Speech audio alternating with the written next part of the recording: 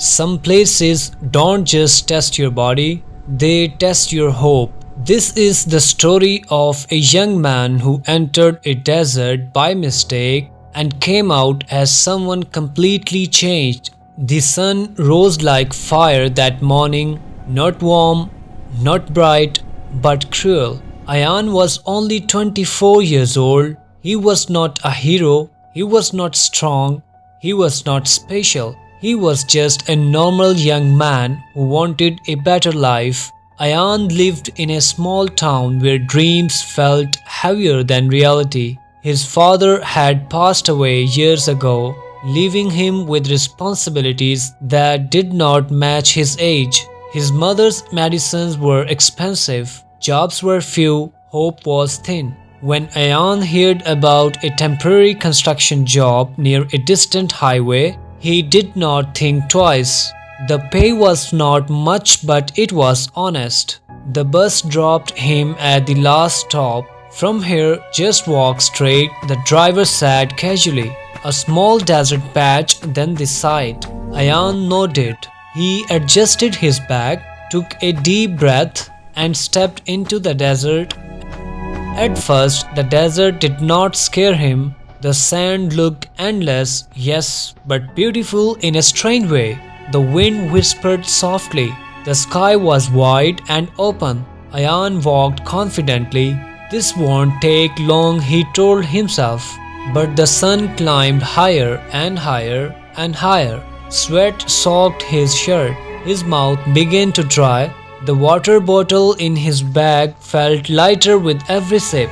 After 2 hours, something felt wrong. He turned back. The path behind him looked exactly the same as the path ahead. Sand, only sand, no road, no sign, no sound. That was the moment fear quietly entered his heart. Ayaan stopped walking. His phone had no signal. He tried calling, but nothing. He tried messaging, nothing. The sun burned his skin like punishment. He realized something terrifying. He was lost. Not just lost on a map, but lost in a place that did not care if he lived or died. Panic rushed through his chest. He started walking faster, then running, then stopping again. The desert did not change. By evening, his water was almost gone. Ayaan collapsed onto the sand.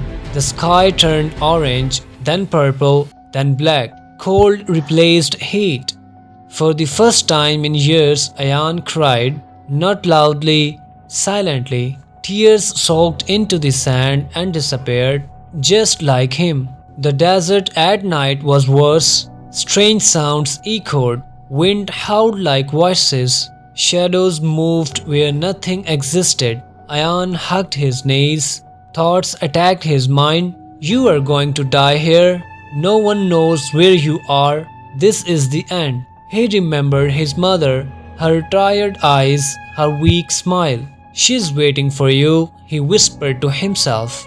That single thought stopped his tears. If I die here, he said softly, I die trying, not quitting. The sun rose again, brutal, unforgiving.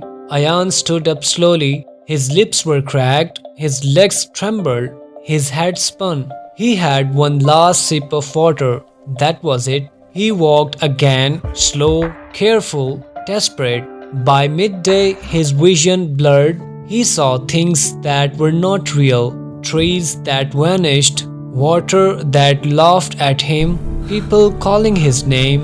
At one point, he followed a shadow for almost an hour, only to realize it was his own. He fell again, this time harder. Sand filled his mouth. His hands shook uncontrollably.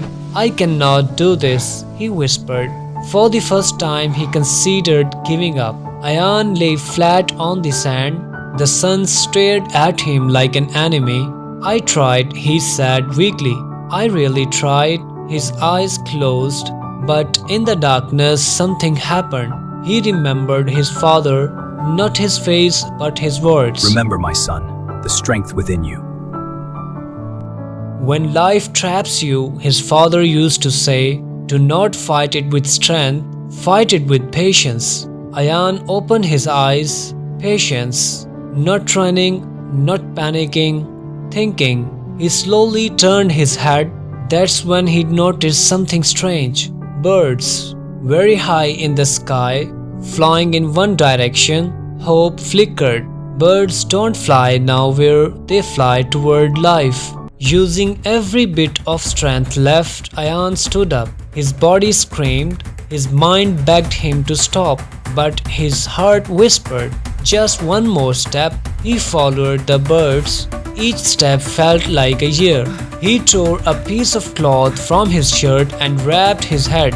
He walked during cooler moments. He rested in shadows when possible.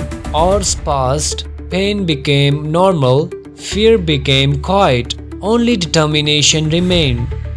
By evening, dark clouds appeared. A sandstorm approached. The wind roared. Sand attacked his face like needles. Ayaan dropped to his knees. This was the desert's final test. He covered his face, curled his body, and waited. The storm lasted forever. No, it's too strong! Can't see. Gotta hold on.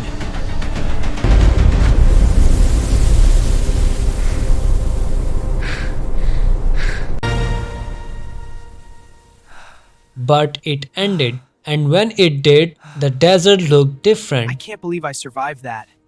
This place is so different now.